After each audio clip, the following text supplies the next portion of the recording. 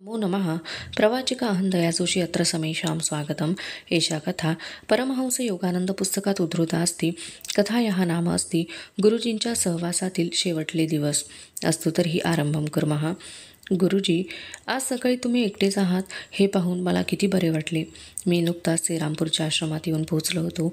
बरोबर मी चांगल्या फळांची व सुवासिक फुलांची करंडी आणली होती। श्री युक्तेश्वर माझ्याकडे अगदी निमूटपणे पाहत होते। काय प्रश्न आहे तुझा? गुरुजी खोलीत सभोवार निहाळीत होते। जणू कुठून तरी त्यांना बाहेर पडावयाचे होते। गुरुजी, मी जेव्हा प्रथम तुमच्याकडे आलो तेव्हा हायस्कूलमधील विद्यार्थी होतो। आता मी चांगल्या वयातील मनुष्य झालो आहे। माझे 1-2 केसही पांढरे झाले आहेत। अगदी पहिल्या घटकेपासून आतापर्यंत तुम्ही माझ्यावर इतके प्रेम दाखवले आहे, इतका लोभ दाखवला आहे, कोणाच्याही ध्यानात यायचे नाही। पण एकदा तरी आपली भेट झाली असताना तुम्ही प्रत्यक्ष शब्दांनी कधी म्हटले का की मला तू आवडतोस? अर्जवी स्वरात मी त्यांच्याकडे पाहत होतो। गुरुजींनी आपली नजर खाली केली। योगानंद, माझ्या या निस्तब्ध हृदयात अगदी जतन करून ठेवलेल्या ज्या तुझ्याबद्दलच्या माझ्या सुखदनी प्रेमळ भावना आहेत, त्या शब्दावडंबराच्या भावहीन पद्धतीने व्यक्तच करावयास पाहिजेत काय? गुरुजी, मला माहीत आहे की तुमचे माझ्यावर प्रेम आहे, पण माझ्या या मर्त्य शरीराच्या कानांना ते शब्द प्रत्यक्ष ऐकायची तळमळ लागली आहे। जशी तुझी इच्छा। मी जेव्हा संसारात होतो तेव्हा मला नेहमी वाटायचे की मला एक मुलगा असावा, त्याला मी योग मार्गावर बरोबर तयार केला असता। पण माझ्या आयुष्यात तू जेव्हा पदार्पण केलेस तेव्हा मला समाधान वाटले। तुला मी माझा मुलगा समजतो। श्री युक्तेश्वरांचे डोळे भरून आले। योगानंद, तुझ्यावर माझे सदैव प्रेम आहे। आपले हे शब्द म्हणजे स्वर्गामध्ये जाण्याचा जणू परवानाच आहे। माझ्या हृदयावरचे एक जड ओझे उचलले गेल्यासारखे मला वाटले। त्यांच्या ह्या शब्दांनी ते कठीण काम करून टाकले। मला माहीत होते की त्यांचा स्वभाव आपल्या मनोभावना शब्दांनी व्यक्त करण्याचा नाही व ते त्या आपल्या मनातच ठेवतात।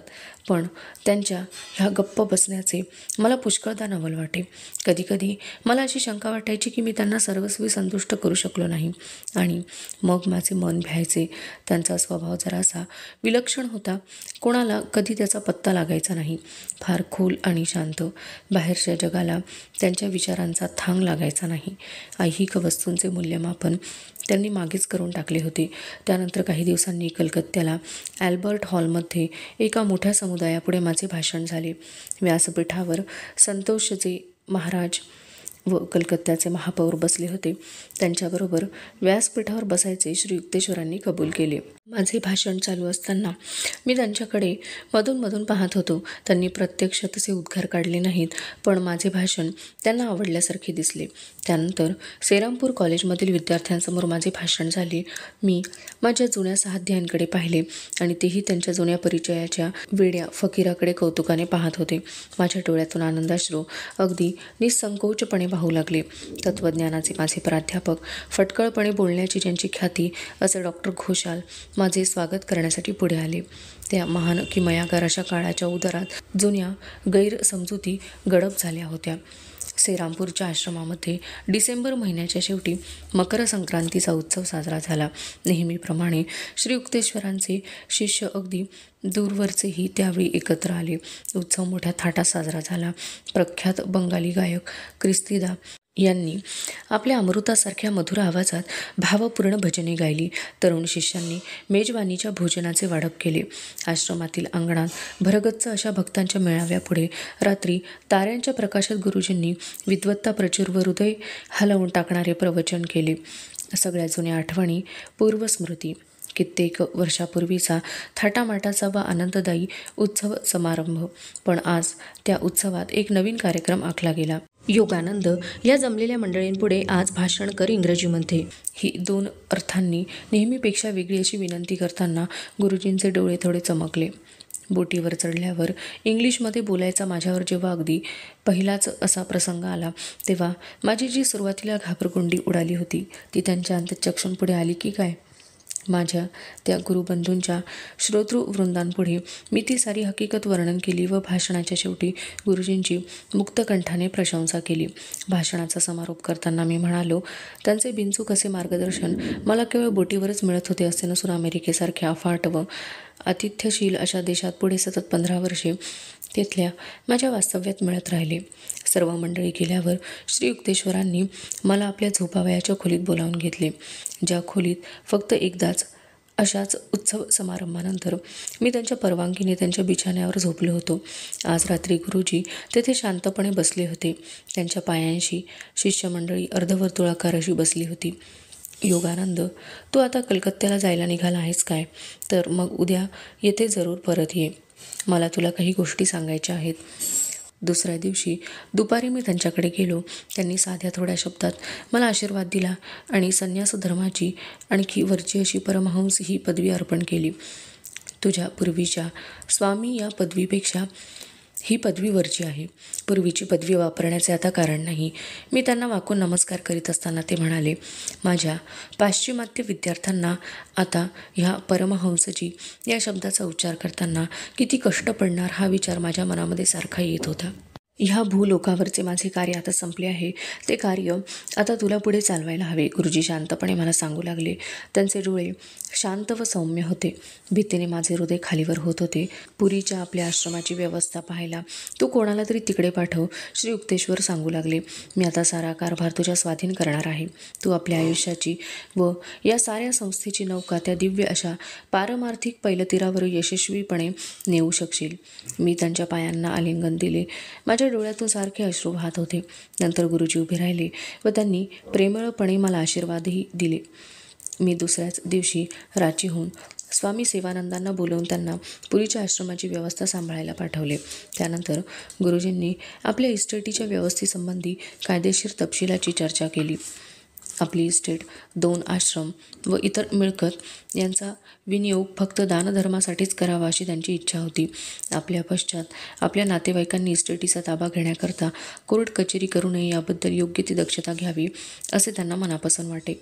गुरुजींनी किडरपूरला जावे म्हणून सगळी व्यवस्था केली होती, पण त्यांचे जाणे घडले नाही. माझा एक गुरुबंधू अमूल्य बाबू याने एके दिवशी दुपारच्या वेळी मला सांगितले व सूचनेची एक थंडगार लहर माझ्या अंगावरून गेल्याचा मला भास झाला. मी जेव्हा त्यांना आग्रहपूर्वक विचारले तेव्हा श्री युक्तेश्वरांनी उत्तर दिले, आता किडरपूरला माझे जाणे घडणार नाही. एक क्षणभर गुरुजींच्या शरीराचा एखाद्या घाबरलेल्या मुलाप्रमाणे थरकाप झाला. पतंजली आपल्या एका सूत्रात सांगतात की महान संतांच्या बाबतीत सुद्धा थोड्या प्रमाणात का होईना पण शरीराबद्दल ओढ टिकून राहिलेली असते. ती ओढ पूर्वजन्म मृत्यूच्या संस्काराबद्दलच्या अनुभवातून निर्माण झालेली असते. गुरुजींचे मृत्यूवर जेव्हा प्रवचन चाले तेव्हा ते नेहमी अशी पुस्ती जोडीत, ज्याप्रमाणे बरीच वर्षे पिंजऱ्यात राहत असलेल्या पक्षी पिंजऱ्याचे दार उघडल्यावर जे परिचित घर सोडण्यास तितकासा तयार नसतो, त्याप्रमाणे. गुरुजी हुंदका देत मी त्यांना विनंती करू लागलो, नका बोलू तसे. त्या शब्दांचा माझ्यासमोर कृपा करून कधीही उच्चार करू नका. श्री युक्तेश्वरांच्या चेहऱ्यावर एक शांतपूर्ण स्मित उमटले व त्यांच्या मनाला बरे वाटले. त्यांचे वय आता 81च्या जवळ आले होते, तरी पण त्यांची प्रकृती चांगली सुदृढ दिसे. अशा तऱ्हेने रोज रोज गुरुजींच्या प्रेमाच्या सूर्यप्रकाशात मी ऊन घेत राहिलो.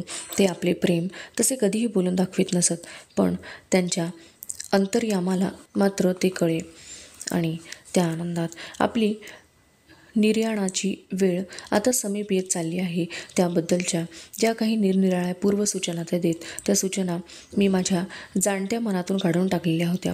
गुरुजी ह्या महिन्याला अलाहाबादला कुंभमेळा भरणार आहे. बंगाली पंचांगातून मी त्यांना मेळ्याच्या तारखा काढून दाखवल्या. तुला खरेच जायचे आहे काय? मी त्यांना सोडून जावे असे त्यांच्या मनात नव्हते, पण त्यातील अर्थाचा सुगावा मला लागला नाही. मी आपले बोलणे पुढे चालू ठेवले. अशाच एका कुंभमेळ्याच्या प्रसंगी अलाहाबादला आपल्याला बाबाजींचे पुण्यदर्शन झाले होते. कदाचित ह्या वेळेला माझे तसेच भाग्य उजळेल, मला नाही वाटत तू त्यांना तिथे भेटू शकशील. गुरुजी मग स्तब्ध राहिले. माझा बेत मोडून टाकण्याची त्यांची इच्छा नव्हती. दुसऱ्या दिवशी आम्ही थोडी मंडळी अलाहाबादला जाण्यास निघालो. निघण्यापूर्वी गुरुजींनी आपल्या नेहमीच्या पद्धतीनुसार शांत मनाने मला आशीर्वाद दिला. श्री युक्तेश्वरांच्या मनामध्ये काय चालले होते, वागण्यामध्ये काय दिसत होते हे माझ्या चटकन ध्यानातच आले नाही असे दिसले, कारण परमेश्वराची इच्छाच तशी होती की त्यांच्या निर्णयाप्रसंगी त्यांच्या वियोगाचे दुःख अगदी असहाय्यपणे मला सहन करावयास लागू नये. माझ्या आयुष्यात असे अनेकदा घडून आलेले की मी ज्यांच्यावर मनापासून प्रेम केले अशा प्रियजनांच्या निधनप्रसंगी परमेश्वराने अशी दयाळूपणे योजनाच करून ठेवली की मला तो दुःखद प्रसंग पाहावयास लागू नये. मी त्यावेळी कुठेतरी दूर असावे. आम्ही मंडळी कुंभमेळ्याला जानेवारी 23, 1936ला जाऊन पोहोचलो. जवळजवळ 20 लाख लोक मेळ्याला आले होते. काय ती बेसुमार गर्दी! मनावर दडपण टाकणारे असे ते प्रेक्षणीय दृश्य होते. हिंदुस्थानातील लोकांच्या मनोभूमिकेचे असे वैशिष्ट्य आहे की अगदी हलक्यातला हलका जरी किसान घेतला तरी त्याला आत्मज्ञानाबद्दल व ज्यांनी ते ज्ञान प्राप्त करून घेण्यासाठी ऐहिक बंधनांचा त्याग केला आहे अशा साधू संन्याशांबद्दल नितांत आदर वाटतो. फसवे व ढोंगी लोक त्यात असतात हे खरे, पण भारतीय मनुष्य आपल्या दिव्य आशीर्वादाने अनुग्रहाने या भूमीस उज्ज्वल करणाऱ्या अशा अल्पसंख्याक संतजनांच्या खातर सर्वच लोकांना मान देतो.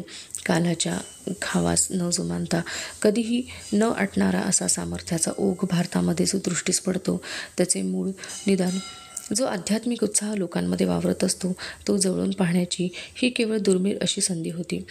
आम्ही मंडळींनी पहिला दिवस निव्वळ इकडे तिकडे बघण्यातच घालविला. पापक्षालनाकरता पवित्र अशा गंगा नदीमध्ये हजारो यात्रेकरूंनी स्नान केले. पंड्यांनी पूजेचे धार्मिक विधी शास्त्रोक्त पद्धतीने केले. मौनधारी संन्याशांच्या पायांशी लोक भक्तिभावाने फळे फुले खाद्यपदार्थ ठेवीत होते. हत्तींची रांग, त्यांच्या मागून शृंगारलेले घोडे, नंतर संथ मंदगतीने चालणारे राजस्थानी उंट आणि त्यांच्या मागून नग्न दिगंबर साधूंची चमत्कारिक दिसणारी अशी धार्मिक मिरवणूक चालली होती. त्या नग्न साधूंच्या हातात सोनेरी व रुपेरी राजदंड असून ते आपल्या हातातील मऊ असे रेशमी ध्वज फडकावीत संथ गतीने चालत होते. शरीरावर फक्त लंगोटीच धारण करणारे असे बैरागी लहान लहान मेळाव्यात शांतपणे बसलेले होते.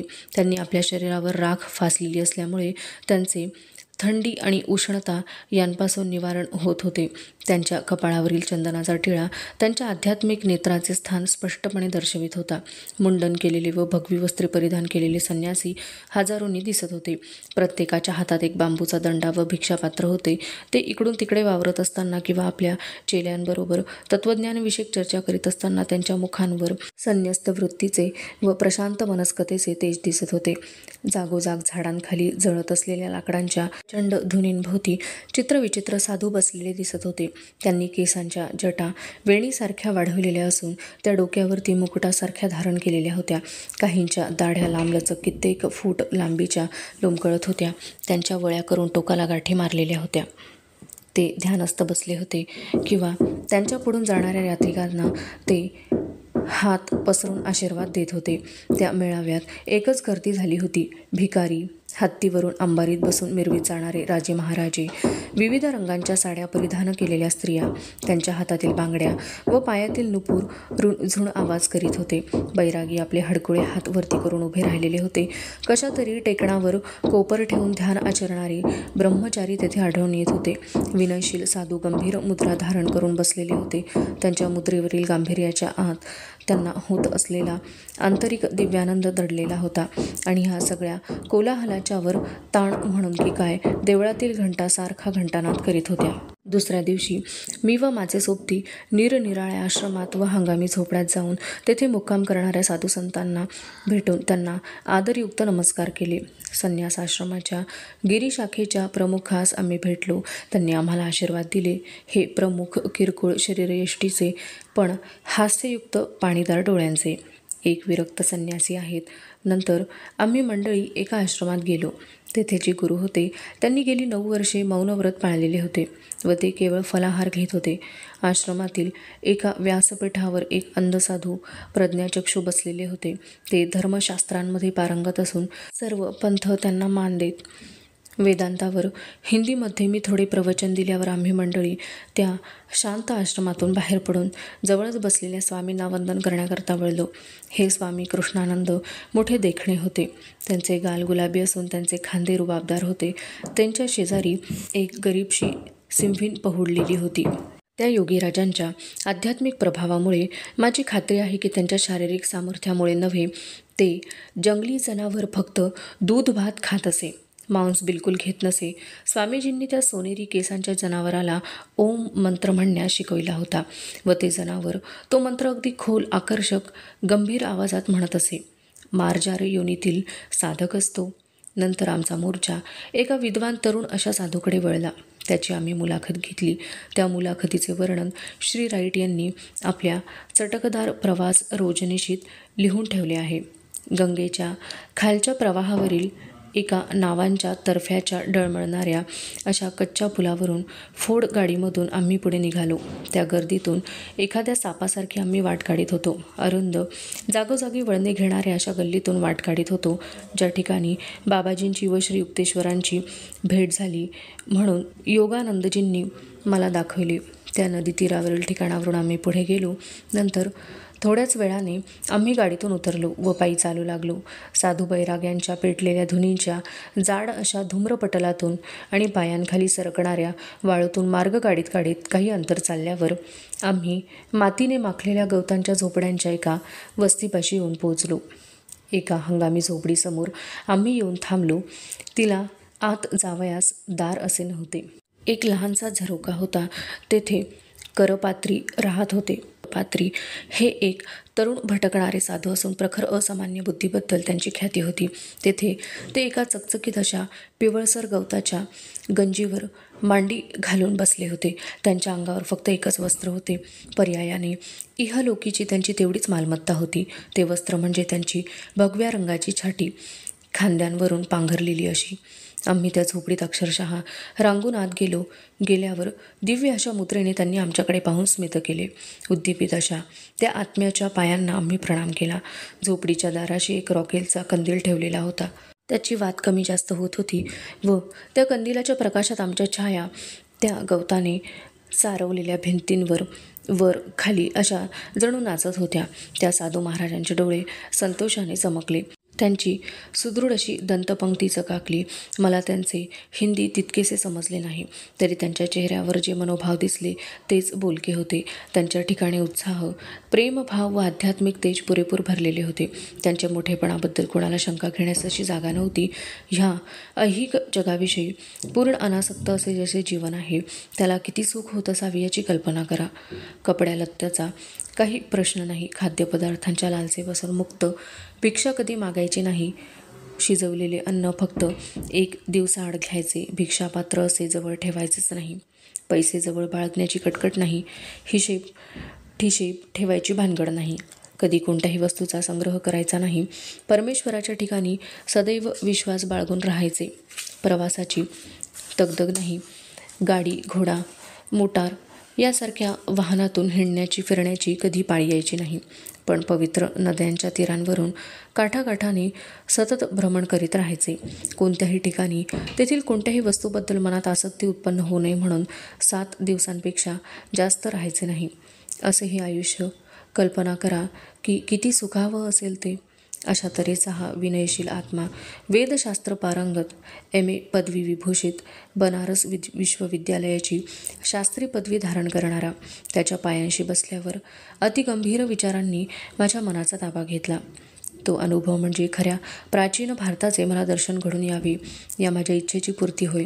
कारण ही व्यक्ती म्हणजे आध्यात्मिक महापुरुषांनी अलंकृत केलेल्या ह्या देशाची खरोखरीची प्रतिनिधी स्वरूप व्यक्ती होती. मी करपात्रींना त्यांच्या भटक्या आयुष्याबद्दल विचारले.